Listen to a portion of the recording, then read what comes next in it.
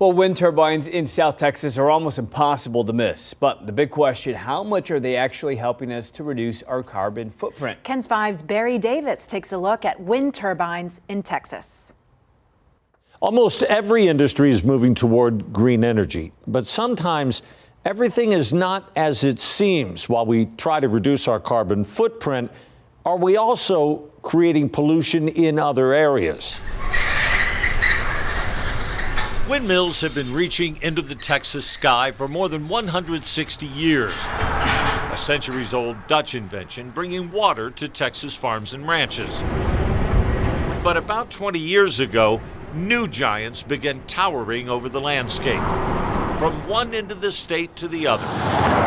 From Brownsville to West Texas, on up through the Panhandle, wind turbines are literally lighting up the state. Close to 16,000, generating nearly 20% of the state's electricity, enough to power 3.5 million Texas homes. 944 megawatts of wind capacity we have today can power 190,000 homes. Benny Etheridge says CPS Energy now gets 11% of its energy from wind. 5 of the world's largest wind farms are in Texas. If you can make electricity with wind, why not? The fuel is free. At the end of the day, wind is free. Plus, it's good for the environment. Or is it? They didn't think it through. Joyce Carpenter lives in Sweetwater, the heart of the Texas wind industry.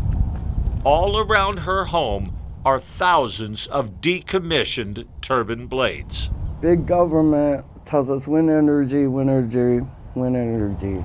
If this is the result, they've got to rethink things because this is just more pollution. Carpenter says the blades began flooding into this field several years ago. Global Fiberglass Solutions said they had a way to recycle them. It's just sitting there and it takes away from everything. Just outside of Sweetwater, another 10-acre field with blades stacked 2 or 3 high.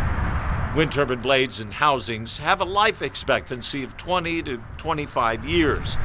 We reached out to GFS several times and were ultimately told the facility is closed. We can't just keep building more wind turbine blades. We are, though. It's estimated between 10 to 20,000 more blades will come down between now and 2040. Many would have ended up in landfills, but there's new technology blowing through the industry. In a small, quiet Missouri town along the Mississippi River, a French company is putting a grinding halt to wind turbine waste. At the end of the life of such a great energy supply method, you end up putting those blades in landfill, then you defeat the whole point of the renewable energy. The blades are cut and smashed into smaller chunks, then dumped into a grinder, reducing them to pieces not much bigger than a quarter. Then we shred them again, we shred them again, we remove some contaminants and things that we don't want there, and we produce the final product. Those pieces are then sold to cement producers who burn them as fuel for their kilns, which reduces the need for fossil fuel. They want something with the high BTU, that means the calorific value, the heat power that it has, and some material that would come as a substitute of what they normally use as a raw material. The residue, or ash, is then used in cement in place of silica, which eliminates the need to mine silica. The silica, or ash in this case, helps make concrete stronger.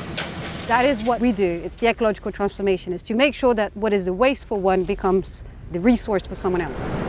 Veolia's process makes the turbines almost completely recyclable, making wind energy even more green.